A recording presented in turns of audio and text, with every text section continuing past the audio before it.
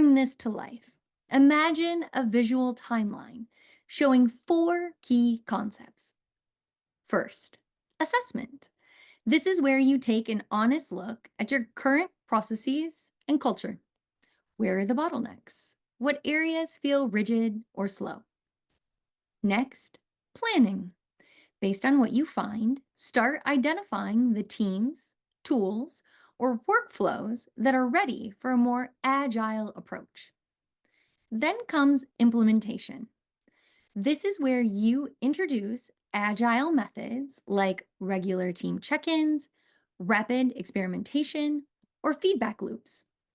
Finally, there's review, an essential step. Agility isn't one and done. You need regular moments to step back, gather input, and refine your approach.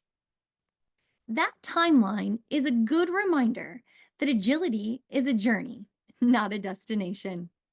You build it through consistent action and a culture that values progress over perfection.